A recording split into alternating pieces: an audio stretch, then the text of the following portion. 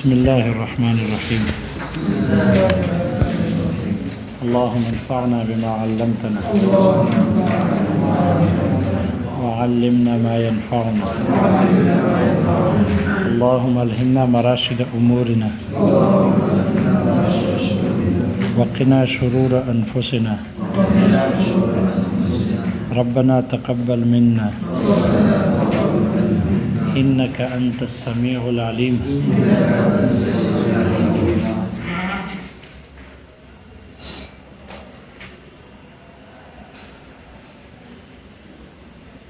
اجماع اور قیاس یہ نہ ناسخ بن سکتے ہیں کسی بھی حکم شرعی کے لیے، کسی بھی حکم شرعی کے لیے ناسخ نہیں بن سکتے، نہ کتاب اللہ کے لیے، نہ سنت رسول کے لیے، نہ اجماع خود اجماع کے لیے، اور نہ قیاس خود قیاس کے لیے، اور نہ اجماع قیاس کے لیے، اور نہ قیاس قیاس کے لیے. ان میں سے اجماع اور قیاس میں سے ہر ایک کسی حکم شرعی کے لیے ناسخ بننے کی صلاحیت نہیں رکھتی. ہمارے احناف حضرات میں سے شیخ عیسی ابن ابان اور بعض معتزلہ اس بات کے قائل ہیں کہ یہ اجماع یہ کتاب اللہ کے لیے اور سنت رسول کے لیے ناسخ بن سکتی ہے، اور مؤلفۃ القلوب سے استدلال کرتے ہیں.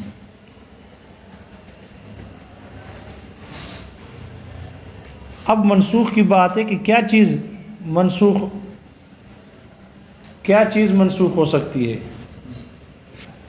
تو اس کی چار صورتیں ہیں. کتاب اللہ کا نسخ کتاب اللہ سے جائز ہے، سنت رسول کا نسخ سنت رسول سے جائز ہے، اور ان دونوں میں سے ہر ایک کا نسخ دوسرے سے جائز ہے. کتاب اللہ کو سنت رسول سے منسوخ کرنا جائز، اور سنت رسول کو کتاب اللہ سے منسوخ کرنا جائز ہے. یہ چار صورتیں بنے گی. کتاب اللہ کا کتاب اللہ سے نسخ بالاتفاق جائز ہے، بالاتفاق جائز ہے. جیسے کہ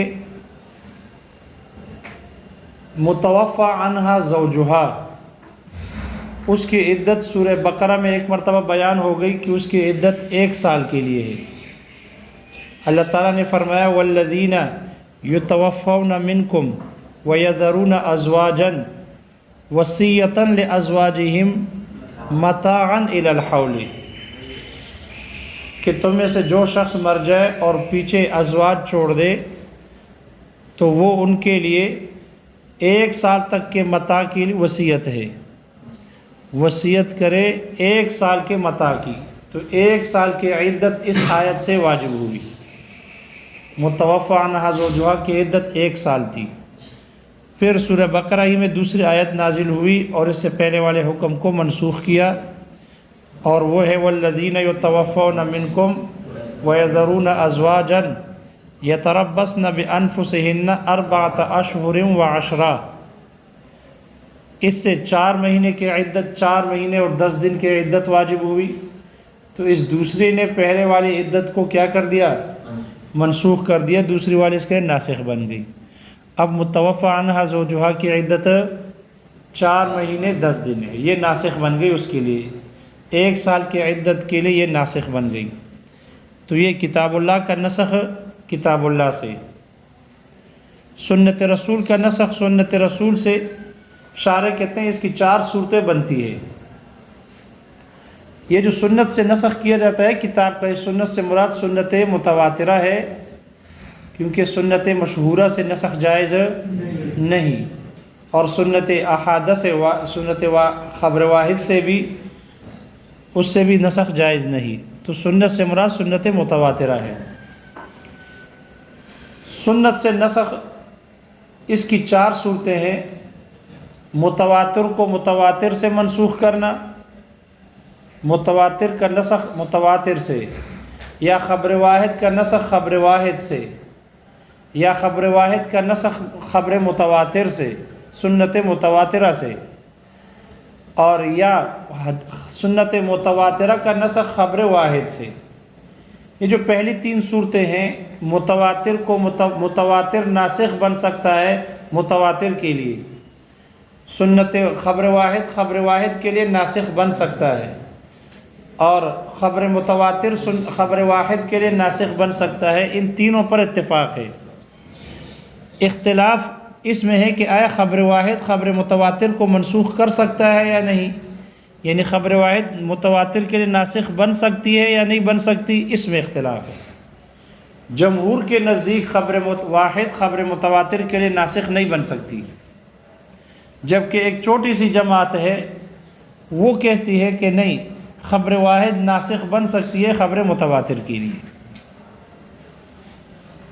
تو 4 صورتیں، سنت سے نسخ کی 4 صورتیں بن گئی، 3 پر اتفاق ہے، 1 میں اختلاف۔ سنت سے نسخ کی مثال آپ علیہ الصلوۃ والسلام نے فرمایا، کنت نہیتکم عن زیارت القبور فزوروها الآن، میں تمہیں قبروں کی زیارت کرنے سے منع کرتا تھا کہ قبروں کے لیے زیارت کرنے کے لیے نہ جاؤ، اور اب کہتے ہیں کہ فزوروها، اب ان کی زیارت کرو، فإنها تذکر الآخرۃ، فإنها تزہد فی الدنیا وتذکر الآخرہ، اس لیے کہ یہ قبروں کی زیارت یہ دنیا میں زاہد بنا دیتی ہے، دنیا سے بے رغبت بناتی ہے، اور آخرت کی یاد دلاتی ہے، اس لیے فزوروها الآن، اب ان کی زیارت کرو۔ دیکھو آپ علیہ الصلوۃ والسلام نے زیارت قبور سے منع کیا، پھر زیارت قبور کی اجازت دی، تو یہ پہلے والی روایت کے لیے دوسری والی روایت کیا بن گئی؟ جن روایت میں زیارت قبور قبرستان میں زیارتوں کے پاس جانا، قبرستان کے قبروں کی زیارت کرنے سے منع ہے، وہ اس روایت سے منسوخ ہو گئی، یہ اس کے لیے ناسخ بن گئی۔ یا کتاب اللہ کے نسخ، تیسری صورت یہ ہے کہ کتاب اللہ کو سنت سے منسوخ کیا جائے، سنت کتاب کے لیے ناسخ بن جائے، جیسے کہ اللہ تعالیٰ کا فرمان ہے آپ علیہ الصلوۃ والسلام کے بارے میں، اللہ نے فرمایا لا یحل لک النساء من بعد، اس کے بعد آپ کے لیے عورتیں حلال نہیں ہیں، یعنی 9 شادیوں کے بعد پھر آپ کے لیے عورتیں حلال، من بعد اے من بعد التسع، 9 شادیوں کے بعد 9 نکاحوں کے بعد آپ کے لیے عورتیں حلال نہیں ہیں۔ تو آپ کے لیے 9 کے بعد عورتوں کا حرام ہونا ایسا ہی ہے جیسے ہمارے لیے 4 کے بعد 5ویں کا حرام ہونا۔ لیکن یہ آیت ہے، یہ آیت منسوخ ہو گئی آپ علیہ الصلوۃ والسلام کے سنت متواترہ سے، اور وہ یہ روایت ہے کہ حضرت عائشہ رضی اللہ عنہا نے روایت کیا کہ آپ علیہ الصلوۃ والسلام نے ان کو بتایا ان اللہ تعالی اباح له من النساء ما شاء، کہ اللہ نے ان کے لیے عورتوں کو مباح کر دیا جتنی چاہے، اللہ نے ان کے لیے مباح کر دیا۔ تو یہ سنت متواترہ ہے، اس سے وہ آیت منسوخ ہو گئی، کیونکہ اس میں ہے کہ 9 کے بعد کی اجازت نہیں، حرام ہے، اور اس سے پتہ چلا کہ جتنی بھی چاہے اللہ نے مباح کر دیا۔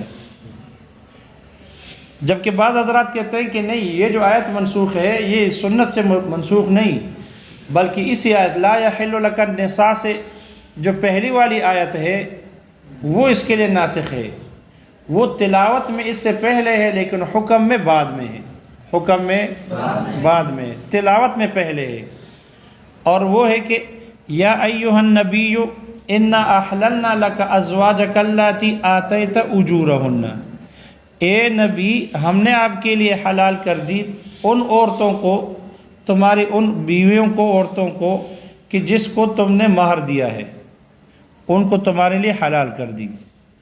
لہذا یہ آیت ہے، یہ ناسخ ہے پہلی والی آیت کے لیے۔ تو یہ آیت اس لا یحل لک النساء من بعد کے تلاوت میں پہلے ہے لیکن حکم میں بعد میں ہے۔ اس لیے بعض حضرات نے کہا کہ وہ جو آیت منسوخ ہے سنت سے نہیں بلکہ اس آیت سے کیا ہے، منسوخ ہے۔ یہ کتاب اللہ کی نسخ سنت رسول سے۔ اور سنت رسول کا نسخ کتاب اللہ سے، جیسے کہ آپ علیہ الصلاۃ والسلام جب مکہ مکرمہ میں تھے تو بیت اللہ کی طرف توجہ کر کے رخ کر کے نماز پڑھتے تھے جب مکہ مکرمہ میں تھے۔ پھر جب آپ نے ہجرت کی مدینہ منورہ کی طرف تو مدینہ منورہ میں آنے کے بعد پھر آپ بیت المقدس کی طرف متوجہ کر کے رخ کر کے نماز پڑھتے تھے 16 مہینے یا 17 مہینے بیت المقدس کی طرف۔ یہ جو بیت المقدس کی طرف آپ نے قبلہ تبدیل کر کے بیت المقدس کی طرف رخ کرنے لگے، اس کی کوئی آیت نہیں ہے کہ جو قرآن مجید میں پڑھی جاتی ہو، وحی مطلوع میں سے نہیں۔ تو پھر یہ وحی غیر مطلوع ہوگی، اس لیے کہ خانہ کعبہ کو چھوڑ کر بیت المقدس کی طرف رخ کر کے نماز پڑھنا یہ نص سے مطلوع سے ثابت نہیں ہے، وحی مطلوع سے ثابت نہیں ہے، لہذا یہ سنت سے ثابت ہے۔ جب سنت سے ثابت ہے تو اس میں یہ دو احتمال ہے۔ اس میں یہ احتمال ہے کہ ہو سکتا ہے کہ یہ وحی مطلوع سے ثابت ہو، اور وہ وحی تلاوت بھی منسوخ اور حکم بھی منسوخ، تلاوت بھی منسوخ ہو گئی اور حکم بھی منسوخ ہو۔ تو اگر یہ وحی مطلوع سے ثابت ہے تو پھر یہ کتاب اللہ کا نسخ کتاب اللہ سے ہوگا کہ مکہ مکرمہ میں آپ خانہ کعبہ کی طرف متوجہ ہو کر نماز پڑھتے تھے، پھر جب مدینہ منورہ ہجرت کیا آپ نے تو پھر بیت المقدس کی طرف کر دیا آپ نے رخ۔ اگر یہ قرآن سے ثابت ہے، ایسے وحی سے ثابت ہے کہ جو مطلوع ہے اور اس کی تلاوت بھی منسوخ ہو گئی، حکم بھی منسوخ ہے، تو پھر یہ کتاب اللہ کا نسخ کتاب اللہ سے ہوگا، کتاب اللہ کا نسخ کتاب اللہ سے ہوگا۔ اور اگر یہ سنت سے ثابت ہے، جیسے کہ فی الحال وحی مطلوع میں نہیں ہے، لہذا اگر یہ سنت سے ثابت ہے تو پھر وہ جو مکہ مکرمہ میں آپ بیت اللہ کی طرف توجہ کر کے رخ کر کے نماز پڑھتے تھے، مدینہ منورہ کی ہجرت میں وہ جو آپ نے بیت المقدس کی طرف رخ کر کے نماز پڑھنی شروع کی، وہ منسوخ ہو گئی اس سنت سے، وہ کتاب اللہ اس سنت سے کیا ہو گئی؟ منسوخ ہو گئی۔ پھر یہ جو سنت رسول تھی یہ منسوخ ہو گئی کتاب اللہ سے۔ پھر اللہ نے حکم دیا 16-17 مہینے آپ بیت المقدس کی طرف رخ کر کے نماز پڑھتے تھے۔ پھر اس کے بعد اللہ کا حکم میں آ گیا فَوَلِّ وَجْهَكَ شَطْرَ الْمَسْجِدِ الْحَرَامِ، آپ اپنا رخ پھیر دیجئے مسجد حرام کی طرف، لہذا پھر آپ نے بیت المقدس کو چھوڑ کر پھر خانہ کعبہ کی طرف رخ کر کے نماز پڑھنے لگے۔ تو اگر یہ سنت سے ثابت ہے تو پھر یہ دوسری کتاب اللہ یہ ناسخ بن جائے گی سنت رسول کے لیے، سنت رسول کے لیے۔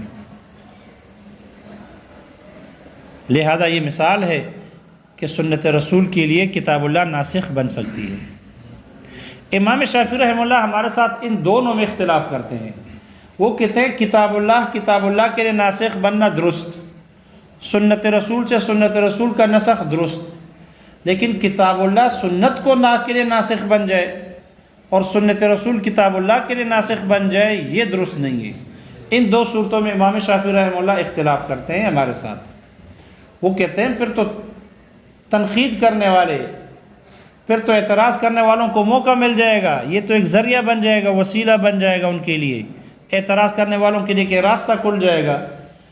اگر سنت سے کتاب اللہ کا نسخ جائز ہو تو پھر یہ اعتراض کرنے والے، تنقید کرنے والے یہ کہیں گے کہ یہ کیسا دین ہے کہ اللہ کی سب سے پہلے تکذیب تو خود اس کا رسول ہی کرتا ہے۔ اللہ نے ایک آیت نازل کی، حکم دیا یہ کام کر لو، اور رسول کہتے ہیں کہ نہ کرو۔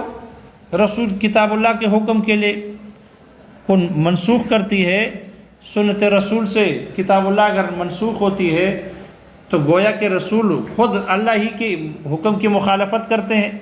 تو ہم اس اللہ پر کیسے ایمان لائیں کہ جس کے رسول ہی سب سے پہلے اس کی مخالفت کرتے ہیں اور ان کے حکم کو منسوخ کرتے ہیں؟ اور اگر کتاب اللہ سنت رسول کے لیے ناسخ بنے تو پھر اس صورت میں بھی اعتراض کرنے والے، تنقید کرنے والے تنقید کر کے کہیں گے کہ ہم اس رسول پر کیسے ایمان لائے جس کو سب سے پہلے خود اس کے رب ہی تکذیب کرتا ہے، خود اس کا رب ہی اس کے قول کو منسوخ کرتا ہے، ہم کیسے ایمان لائے اس پر؟ اس لیے तान करने वालों को, तनकीद करने वालों को, एतराज़ करने वालों को मौका मिल जाएगा, एक रास्ता खुल जाएगा। इस वजह से इमाम शाफी रहमतुल्लाह फरमाते हैं आखिरी 2 सूरतों में नसख जायज़ नहीं। हाँ, किताबुल्लाह का किताबुल्लाह से, सुन्नत रसूल का सुन्नत रसूल से नसख जायज़ है। अहनाफ जवाब में कहते हैं कि जो एतराज़ ये मुख्तलिफ़ वाली सूरत में हो सकती है और तनकीद करने वाले तनकीद कर सकते हैं, वो तो पहली सूरत में भी कर सकते हैं कि अल्लाह की कौन सी बात मान ले। कभी कहते हैं जायज़ है और कभी कहते हैं शराब पहले मुबाह थी फिर क्या हो गई, हराम हो गई। तो कभी कहते हैं मुबाह है और कभी कहते हैं हराम है। तो ख़ुद अल्लाह के कलाम में तारुज़ है, ख़ुद अल्लाह के कलाम में तारुज़ है, ख़ुद रसूल के कलाम में तारुज़ है। कभी कहते हैं कि कब्रों की ज़ियारत न करे और कभी कहते हैं कि कब्रों की ज़ियारत करे। जैसे कि एक सलफ़ी के बारे में मनक़ूल है, एक सलफ़ी ज़ाहिरी के बारे में कि अहादीस में तारुज़ आ गया, अब तारुज़ दूर कर नहीं सकता था, तो कहते हैं कि कुर्बान जाएं, क्या करें। कभी कुछ फरमाते हैं और कभी कुछ फरमाते हैं। कभी कहते हैं ये काम जायज़ है कर ले, कभी कहते हैं ना करें, क्या करें। तो अहनाफ कहते हैं ये एतराज़ तो फिर सुन्नत रसूल का सुन्नत रसूल से नसख में भी है, किताबुल्लाह का किताबुल्लाह से नसख में भी यही एतराज़ है। इसलिए जाहिल के एतराज़ से तो बच नहीं सकते। इसलिए ये कहना कि मुख्तलिफ़ वाली सूरत में नसख जायज़ नहीं है, ये बात दुरुस्त नहीं। इसलिए कि नसख की हकीकत क्या है, नसख तो समझो। नसख कहते हैं, नसख पहले वाले हुक्म की मुद्दत का बयान है कि पहले वाला हुक्म इस वक्त तक के लिए था, अब ख़त्म हो गया, बस। नसख पहले वाले हुक्म के मुद्दत का बयान करना है, ये बयान करता है। ये पहले वाले हुक्म को बातिल नहीं करता, ये पहले वाले हुक्म को हुक्म देने वाले की तकज़ीब नहीं करता। जिसने पहले वाला हुक्म दिया है उसकी तकज़ीब नहीं करता कि नाऊज़ु बिल्लाह अल्लाह ने जो हुक्म दिया है रसूल ने उसको मनसूख कर दिया तो नाऊज़ु बिल्लाह अल्लाह झूठे हैं, हुक्म गलत दिया था, वो हुक्म बातिल है। नहीं, बातिल नहीं, वो हुक्म एक मुद्दत तक के लिए था, ख़त्म हो गया। अहनाफ कहते हैं जब नसख की हकीकत ये है कि ये एक हुक्म की मुद्दत का बयान करना है, उसकी बातिल नहीं करार देता, उसकी हुक्म देने वाले की तकज़ीब नहीं करता, तो फिर जब बयान है तो ये जायज़ है कि रसूल अल्लाह के हुक्म की किसी हुक्म की मुद्दत को बयान कर दे कि अल्लाह का ये हुक्म आया था, ये इस वक्त तक के लिए था, अब वो हुक्म ख़त्म हो गया। तो रसूल के लिए जायज़ है कि अल्लाह के किसी हुक्म की मुद्दत को बयान करे। और अल्लाह के लिए जायज़ है क्योंकि रसूल को मुबय्यिन बना कर भेजा गया, रसूल को मुबय्यिन बना कर भेजा गया, लितुबय्यिन लिन्नास मा नुज़्ज़िला इलैहिम, ताकि आप बयान करें। तो आप अलैहिस्सलातु वस्सलाम मुबय्यिन है, तो मुबय्यिन के लिए बयान करने की इजाज़त है, वो बयान कर सकते हैं कि अल्लाह का ये हुक्म इस वक्त तक के लिए है, इसके बाद नहीं है। और अल्लाह के लिए भी जायज़ है कि जो अपने रसूल के ज़ुबान पर जारी कर ले उसकी ज़िम्मेदारी ले।